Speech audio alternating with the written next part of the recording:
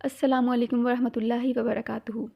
آج میں آپ لوگوں سے حضرت موسیٰ اور حضرت خضر علیہ السلام کا واقعہ بیان کرنے والی ہوں، جو سورہ کہف میں تیسرے نمبر پر بیان کیا گیا ہے، جو آیت 60 سے 82 تک ہے۔ خضر کہتے ہیں سبزے کو، اور حضرت خضر علیہ السلام جہاں سے بھی گزرتے تھے وہاں سبزہ اگ جایا کرتا تھا، اس لیے ان کو حضرت خضر علیہ السلام کہا جاتا تھا۔ عربی میں کہتے ہیں خضر اور اردو میں کہتے ہیں خضر۔ اس واقعے کی تفصیل ہمیں ایک حدیث میں ملتی ہے جو کہ صحیح بخاری میں ہے۔ اس حدیث کا خلاصہ یہ ہے کہ ایک مرتبہ حضرت موسیٰ علیہ السلام سے کسی نے سوال کیا کہ اس وقت روئے زمین پر سب سے بڑا عالم کون ہے؟ چونکہ ہر پیغمبر اپنے وقت میں دین کا سب سے بڑا عالم ہوتا ہے، اس لیے حضرت موسیٰ علیہ السلام نے جواب دیا، میں ہی سب سے بڑا عالم ہوں۔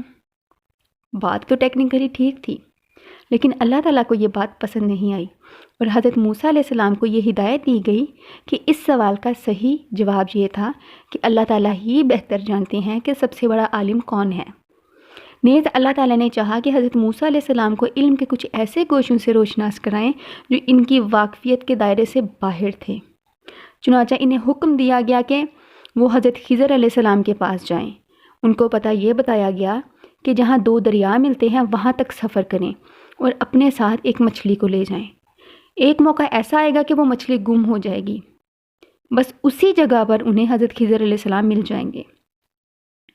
چنانچہ حضرت موسیٰ علیہ السلام اپنے نوجوان شاگرد جو کہ روایات میں حضرت یوشع علیہ السلام بتائے جاتے ہیں، ان کو ساتھ لے کر اس سفر پر روانہ ہوئے۔ آگے کا واقعہ قرآن پاک میں خود بیان ہوا ہے۔ جبکہ موسیٰ نے کہا، میں تو چلتا ہی رہوں گا یہاں تک کہ دو دریاؤں کے سنگم پر پہنچوں، خواہ مجھے سالہ سال ہی کیوں نہ چلنا پڑے۔ حضرت موسیٰ علیہ السلام ایک چٹان پر پہنچ کر کچھ دیر کے لیے سو گئے تھے۔ اسی دوران مچھلی وہاں سے کھسک کر دریا میں جا گری، وہاں پانی میں سرنگ سی بن گئی جس میں جا کر مچھلی غائب ہو گئی۔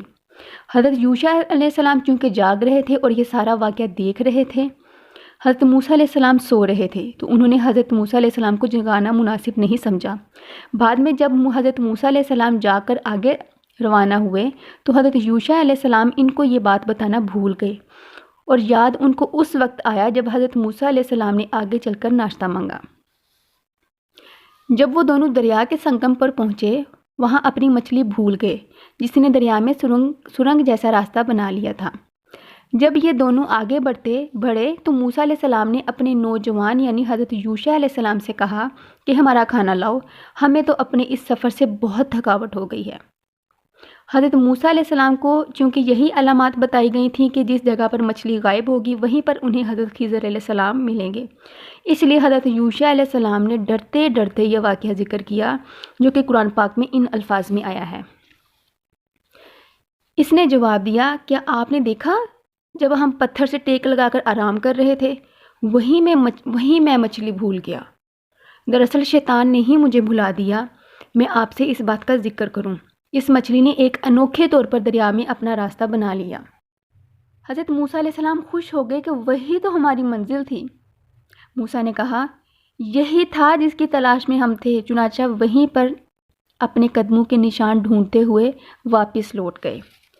یہاں پر ایک سبق ہمیں یہ ملتا ہے کہ کس قدر شفیق استاد تھے حضرت موسیٰ علیہ السلام، کہ انہوں نے اپنے شاگرد کو ڈانٹا نہیں کہ تمہاری وجہ سے ہمیں اتنی مسافت طے کرنی پڑی ہے، اور اگر تم نہ بھولتے تو کب کی ہم اپنی منزل پر پہنچ جاتے۔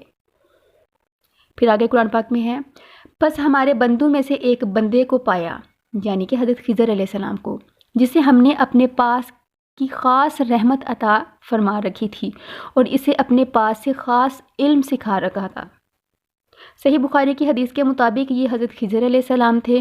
جب حضرت موسیٰ علیہ السلام اس چٹان کے پاس پہنچے تو وہاں وہ چادر اوڑھے ہوئے لیٹے ہوئے نظر آئے، اور ان کو جس خصوصی علم کے سکھانے کا ذکر فرمایا گیا ہے وہ دراصل تکوینات کا علم ہے۔ موسیٰ علیہ السلام نے کہا حضرت خضر علیہ السلام سے، کیا میں آپ کے ساتھ اس غرض سے رہ سکتا ہوں کہ آپ کو بھلائی کا جو علم اللہ تعالیٰ نے عطا فرمایا ہے اس کا کچھ حصہ مجھے بھی سکھا دیں؟ یہاں پر جو سبق ہمارے سیکھنے کے لیے ہے کہ اس دور کا پیغمبر کتنی عاجزی کے ساتھ علم حاصل کرنے کی درخواست کر رہے ہیں، نہ کہ آرڈر کر رہے ہیں کہ میں تو فلاں نبی ہوں اور مجھے یہ علم سکھا دو۔ حضرت خضر علیہ السلام نے کہا، مجھے یقین ہے کہ آپ میرے ساتھ رہنے پر صبر نہیں کر سکیں گے، اور جن باتوں کی آپ کو پوری واقفیت نہیں، ان پر آپ صبر کر بھی کیسے سکتے ہیں؟ صحیح بخاری کی حدیث کے مطابق حضرت خضر علیہ السلام نے حضرت موسیٰ علیہ السلام کو یہ بھی کہا تھا کہ اللہ نے مجھے ایک ایسا علم عطا فرمایا ہے جو آپ کے پاس نہیں، یعنی تکوینات کا علم، اور آپ کو ایک ایسا علم دیا ہے جو میرے پاس نہیں، یعنی شریعت کا علم۔ تکوینات کا علم وہ علم ہوتا ہے کہ کسی کو موت کب آنی ہے، کسی کو رزق کب دینا ہے، کب روکنا ہے۔ ان تمام معاملات کے لیے اللہ تعالیٰ نے اپنے فرشتے مقرر کیے ہوئے ہیں، اور حضرت خضر علیہ السلام کو اللہ تعالیٰ نے یہ تھوڑا سا علم عطا فرما رکھا تھا۔ موسیٰ علیہ السلام نے کہا انشاءاللہ آپ مجھے صابر ہی پائیں گے، اور میں آپ کے کسی حکم کی خلاف ورزی نہیں کروں گا۔ انہوں نے کہا اچھا، اگر آپ میرے ساتھ چلتے ہیں تو جب تک میں خود آپ سے کسی بات کا تذکرہ شروع نہ کر دوں، آپ مجھ سے کسی بھی قسم کے سوال نہیں کریں گے۔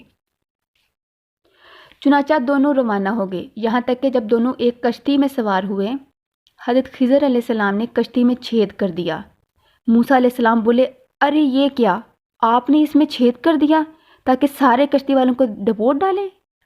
یہ تو آپ نے بڑا خوفناک کام کیا ہے۔ صحیح بخاری میں آتا ہے کہ انہوں نے کشتی کا ایک تختہ نکال کر اس میں سوراخ کر دیا تھا۔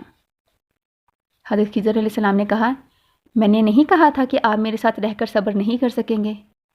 موسیٰ علیہ السلام نے کہا مجھ سے جو بھول ہوئی اس پر میری گرفت نہ کیجیے اور میرے کام کو زیادہ مشکل نہ بنائیے، یعنی وہ ایک قسم ڈر گئے تھے کہ اب شاید یہ مجھے اپنی شاگردی میں نہ رکھیں، کیونکہ انہوں نے شروع میں ہی ان کو کہا تھا کہ آپ مجھ سے سوال نہیں کریں گے۔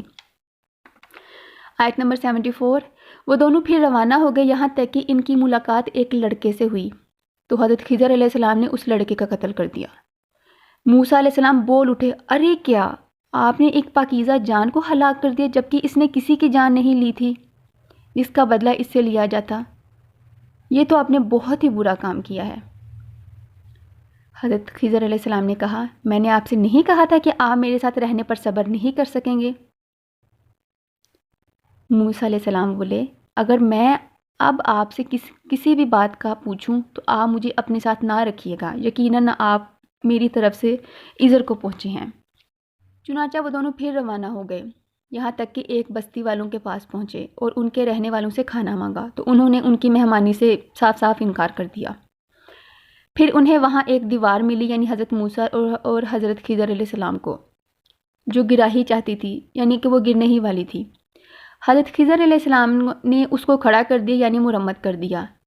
موسیٰ نے کہا اگر آپ چاہتے تو اس کام پر آپ اجرت بھی لے لیتے۔ حضرت موسیٰ علیہ السلام اس لیے سوال پر سوال کر رہے تھے کہ ایک وقت کے پیغمبر کے سامنے اگر اس قسم کے واقعات ہوں گے تو وہ چپ کیسے رہ سکتے تھے، جیسے کشتی میں سوراخ کر دینا، معصوم بچے کا قتل کر دینا، اور اب دیوار کا بغیر کسی اجرت کے بنا دینا۔ یہ سارے جو واقعات ہو رہے تھے دراصل یہ حضرت موسیٰ علیہ السلام کے سمجھ سے باہر تھے، اس لیے وہ سوال پر سوال کیے جا رہے تھے۔ حضرت خضر علیہ السلام نے کہا لیجئے، اب آپ میں اور میرے میں جدائی کا وقت آ گیا ہے۔ اب میں آپ کو ان تمام باتوں کا مقصد بتاؤں گا جن پر آپ سے صبر نہیں ہو سکا۔ جہاں تک کشتی کا تعلق ہے وہ کچھ غریب آدمیوں کی تھی جو دریا میں مزدوری کرتے تھے۔ میں نے چاہا کہ کشتی میں عیب پیدا کر دوں کیونکہ ان کے آگے ایک بادشاہ تھا جو ہر اچھی کشتی کو زبردستی چھین کر اپنے پاس رکھ لیتا تھا۔ اور جہاں تک اس لڑکے کا معاملہ ہے، اس کے ماں باپ مومن تھے اور ہمیں اس بات کا اندیشہ تھا کہ یہ لڑکا ان دونوں کو سرکشی اور کفر میں نہ پھنسا دے۔ چنانچہ ہم نے یہ چاہا کہ ان کا پروردگار انہیں اس لڑکے کے بدلے ایسی اولاد دے جو پاکیزگی میں بھی ان سے بہتر ہو اور حسن سلوک میں بھی ان سے آگے ہو۔ اور رہی یہ دیوار تو وہ اس شہر میں رہنے والی 2 یتیم لڑکوں کی تھی، اور اس دیوار کے نیچے ان کا خزانہ گڑھا ہوا تھا۔ اور یہ دونوں لڑکے جو تھے ان کا باپ ایک نہایت نیک آدمی تھا، اس لیے آپ کے پروردگار نے یہ چاہا کہ جب تک یہ دونوں لڑکے اپنی جوانی کی عمر کو نہیں پہنچتے تب تک جو خزانہ ہے وہ کوئی اور نہ نکال لے، جب جوانی کی عمر کو پہنچ جائیں گے تب اپنا خزانہ نکال لیں گے۔ یہ سب آپ کے رب کی رحمت کی بنا پر ہوا، اور میں نے کوئی بھی کام اپنی رائے سے نہیں کیا۔ یہ تھا مقصد ان تمام باتوں کا جس پر آپ سے صبر نہیں ہوا۔ ہمارے لیے اس واقعے میں یہ سبق ہے جب کسی سے علم سیکھیں تو عزت و عاجزی اختیار کریں، اور دوسرا صبر و تحمل سے کام لیں۔ ہو سکتا ہے جو سوال ہم پوچھنا چاہ رہے ہوں وہ اگلے ہی لمحے ہمارا استاد ہمیں خود ہی بتا دے، لہذا جلد بازی نہیں کرنی چاہیے۔ دراصل علم 3 چیزوں کے بغیر سیکھا جا ہی نہیں سکتا: رسپیکٹ، پیشنس اور ہیوملٹی۔